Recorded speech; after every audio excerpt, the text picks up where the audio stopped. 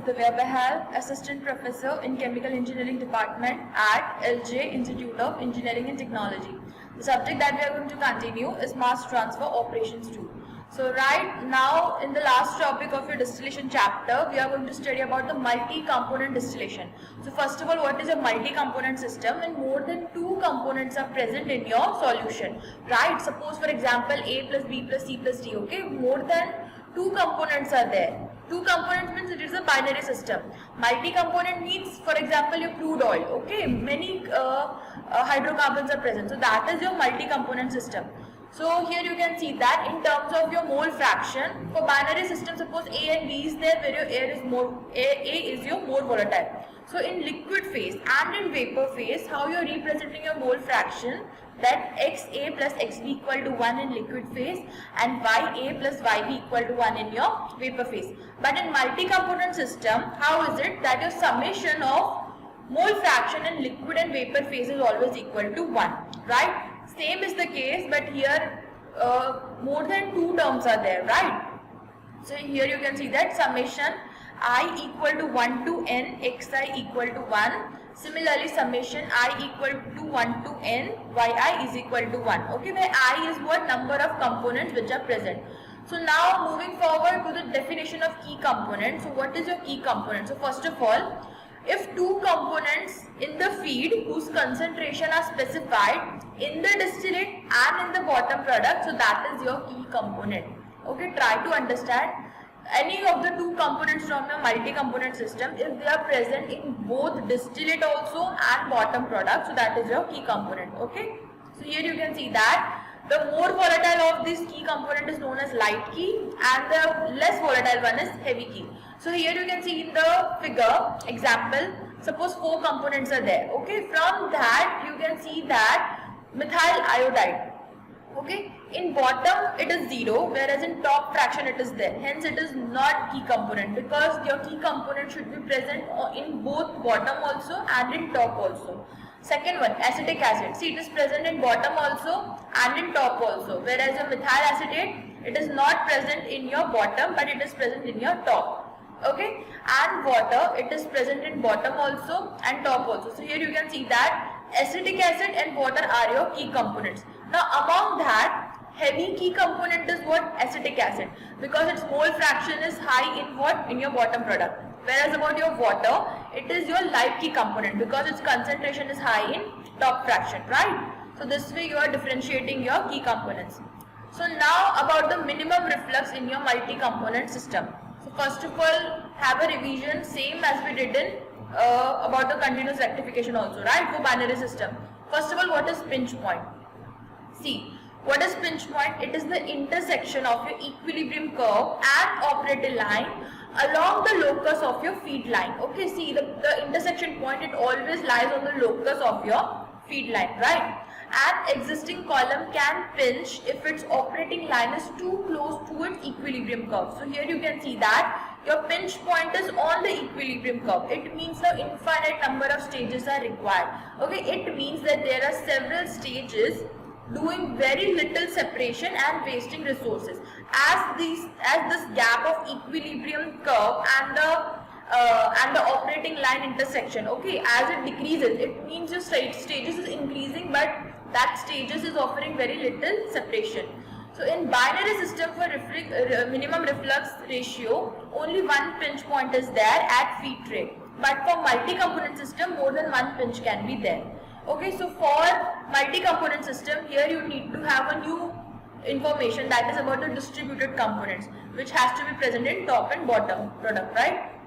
So here you can see that for multi-component system, how you are doing your distribution. So above equation, XJDD upon ZFFF. What is it? For any J component present in your distillate, okay?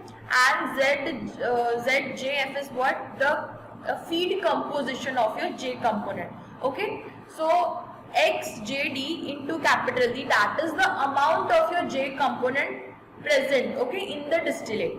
Okay, it is showing in amount.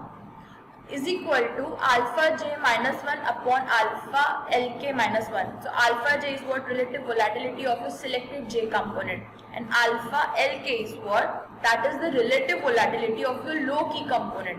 Okay, so the first step was what? To know the light key component and heavy key component. Okay, so the relative volatility of that low key or light key might be there. Okay, so with respect to that, you are trying to distribute your components. So here, for xjd capital D upon zjff, if it is less than 0.01 or greater than 1.01, component j will probably not distribute. Okay, so this is the distribution character condition. Okay, if this ratio is between 0.01 to 0.99, it means your j component will obviously distribute.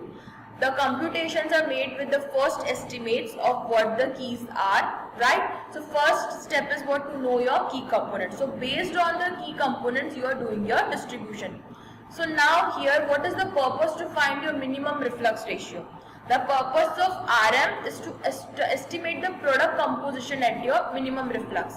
Okay, so at minimum reflux, you will get to know your product composition. So it will help you decide which is the key component. So because there are many n number of components are there, so to carry out your further calculations, okay, so here you need to know what is your key component. Hence, it is necessary to know your RM. So in GST, I can say that this is your trial and error method. Okay, you are estimating that suppose one of your component is key component. Based on that, you are carrying out your calculations. So this is what trial and error method.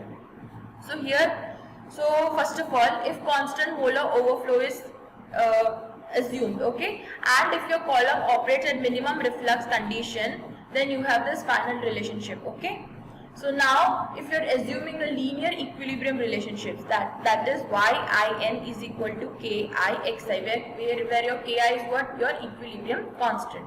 Okay, and your relative volatility for any I component with respect to the heavy key is given as this ki upon khk, right? Where your alpha I is what? yi upon xi whole upon yhk upon xhk. So with respect to what? With respect to heavy key component. So hence, substituting the value, you get your following relationships. Now we sum up the above equations for all the components. So that was done for any component I. Now for all the components present, you get your final relationship. Okay, so here you can see that new term phi is introduced. So what is phi? That is L minimum upon V minimum into KH. Okay, so these two equations are obtained after doing that calculation. So what are those equations? That is your Underwood equation. So here let's see, if the phi value lies between alpha of distributed components. So here the phi value what? It lies between the alpha of your distributed components, which is calculated from your trial and error method. So your distributed so your phi value, it is calculated from trial and error method. Once phi is determined, then RM can be found. Okay, if xjd capital D is negative or greater than zf, then the j component will not distribute, and so it means key components selected are wrong. So you can see here how this trial and error method works. If distribution is not happening, it means you have selected wrong key component, so you have to start your procedure again, right? So it totally depends on which value? Of phi value. So what is phi? It is L minimum upon V minimum into KHK, right? So the above two equations, those are what? Underwood equation. Next is to know the total reflux. So this is very simple. You have this formula, Nm plus 1 is equal to log of xlkd d upon xhkd d whole upon xhkw w upon xlkw into w. Okay, log of that fraction whole upon log of alpha lk. So here note down what is your xlkd. That is the mole fraction of your low key component in distillate, right? And xhkw is what? That is the mole fraction of your heavy key component in your residue. Similarly, heavy key might be present in your distillate also, so we need to know the mole fractions of those terms. And the next is what? Distribution of components at total reflux. This equation, xjdd upon xjww. Okay, see, j is what for any j component or I component. Okay, any component for that it is given. Similarly, it will have its relative volatility also, and nm plus 1 is what? That is your nm is what? That is your minimum number of trays. So at local reflux, what we studied, that Fensky equation is used, right? So that is nm plus 1. So this is what this equation gives you, distribution of components at total reflux, where your alpha average is what? Geometric mean of alpha Lk of light key and relative volatility of heavy key. So now next topic is shortcut method, that is a FUG method. Okay, so we will study about FUG method. Okay, so first of all, the step is what? To identify your light key and heavy key components. So the step involved are following. First step is what? Identification of your light and heavy key. So now the second step is what? Guess split of non-key components and composition of distillate and bottom product. So now you have to split your non-key components based on in composition in distillate and bottom products.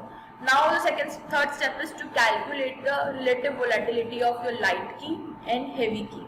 Okay. Then you have to find number of minimum trays. For that you are using Fensky equation. What is this? This is your Fensky equation, nm plus 1 1. Okay. Next step is to calculate distribution of your non-key components. Now the distribution has to be done of your non-key components, right? Next step is use of Underwood equation to determine RM value. Okay, minimum reflux ratio has to be found now.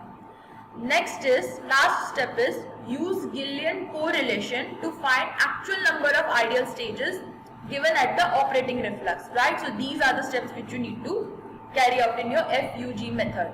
So what are the equations used? Fensky equation to calculate the minimum number of trays. Underwood equation to calculate what? RM. Again, what is it? It is a trial and error method. Okay. Last step is the Gillian correlation. So these are the three equations. Okay, for Y and X. This correlation is used to know what? To know the actual number of ideal stages at the operating reflux. Okay. R can be what? 1.2 to 1.5 times RM. Okay. So that is your operating reflux. Now the next two methods are what? It is based on your rigorous method. Okay. So first is what? Lewis-Matheson method. First of all, this is a type of rigorous method, okay, which is used to carry out material balance at each different stage of your distillation column. So the assumption is what? First of all, constant molar overflow is assumed, okay, and the material balance and equilibrium relationships are solved stage by stage, starting at top or bottom of the column. Okay, so stage by stage you are doing. So what are the information needed here? First of all, you need to know feed flow rate, condition and composition, right? Then product flow. What is the product flow rate of D and or W? Okay, distillate and residue. Then composition has to be known of your key and non-key component. Okay. Then reflux ratio and the column pressure. So now what we are doing, we know that equation of enriching section is what? This is the equation of enriching section for any J component. Okay, see here n number of components are there. So for every component you need to find this enriching section equation. Okay, so it shows how your vapor composition and liquid phase composition changes with each passing stage. Okay, so here what is your xjn? That is equal to ynj pt upon pvj. So what is pt? That is your operating pressure at top. Okay, and vp is pv is what? That is your vapor pressure at dew point. So at top, of course, your j, any component, it between vapor phase. So vapor pressure at that dew point, because your pressure is what? Again, it is function of temperature, right? So hence at dew point, what is at dew point? All your liquid is present in what? Vapor phase. So this above equation is used with the equilibrium relationship, that is dew point at each stage. Now see, as from top to bottom temperature changes. Okay, at top the temperature is less, whereas at bottom it is highest. So at each stage temperature might be different. So hence the equilibrium relationship is changing here. Okay, so above equation x is equal to y pt upon pv. That is one kind of your equilibrium relationship. Okay, where your pv is what? It is function of temperature. Similarly, equation of stripping section is what? xjm is equal to yjm plus 1 g bar upon l bar plus w upon l bar xjw. So again, this equation is used with the equilibrium relationship, that is for bubble point at each stage. Now at bottom of the part, okay, where your liquid is mostly present. So now you are considering what bubble point. Okay, so the equilibrium relationship is what? Y is equal to X PV upon PT, where your PV is what? It is vapor pressure at bubble point. Note down. So the next method is here now, Thiele-Giddens method. Again, this is what kind of method? This is a rating method in which distribution of components between distillate and bottom is predicted for a specified number of stages. This is a kind of iteration method, okay? So, starting from top to bottom, you are carrying out your iteration. So, the variables specified in the basic method or which must be derived here are, first of all, temperature stage wise must be known, okay? Then reflux flow rate, distillate rate, feed flow and condition and composition, column pressure, number of equilibrium stages above and below feed point. So these are certain variables which has to be specified. So starting with, first of all, the method starts with an assumption of column temperature and flow profile. So see here you are assuming everything, okay, with an assumption. So starting with the column temperature you are assuming. Then the stage equations are solved to determine the stage component composition and the results used to revise the temperature profile for subsequent trial calculation. So in GEAST, for each stage you are carrying out the calculation for each component. So you can see it is a very big method with very large number of equations to solve. Okay, so in computer you are using this kind of iteration technique. So suppose for any component 1, so what you are doing, G1 Y1 is equal to L0 X0 plus DZD. Okay, for enriching section we have this following equation where G1 Y1 upon DZD is equal to L0 X0 upon DZD plus 1. If you are using total condenser, it means X0 is equal to ZD is equal to XD.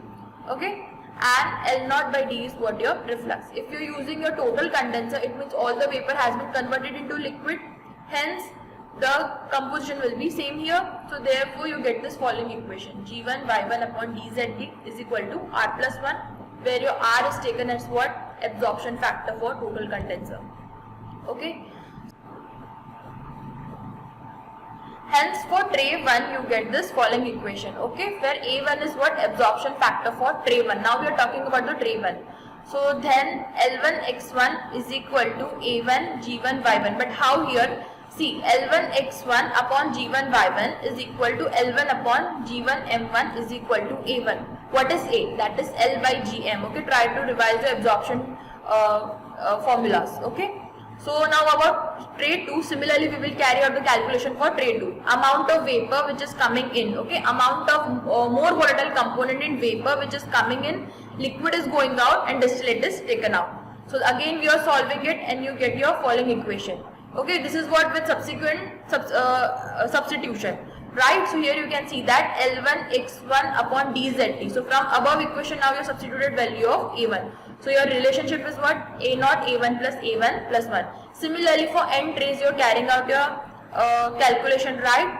So this way you get your final equation. Now similarly you have to do for what? Stripping section. So for stripping section you have this following relationship. Okay, G n for any plate, G bar n plus 1 Y n plus 1. Okay, vapor, G bar is what? It is the flow rate of vapor and Y is the mole fraction of your more volatile in n plus 1 plate upon W into XW, that is equal to SW. Now what is that? That is a stripping factor, right? So now if SW is what? It's the reboiler stripping factor, because now what you are doing? You are doing the material balance. Hence you get this final equation, that is ln x np whole upon wxw is equal to SW plus 1. So this is totally a mathematical calculation, so you have to practice it. Now if you are using thermo-reboiler, then we have what? Yn plus 1 is equal to xw. So now what you are doing is substituting it. For any tray in general, for all the trays you get this final relationship. So if we are talking about at the feed plate, so you get this following equation. Hence this way in Thiele-Giddens method you are trying to find out the product composition also, right? So that was for today's lecture. Thank you.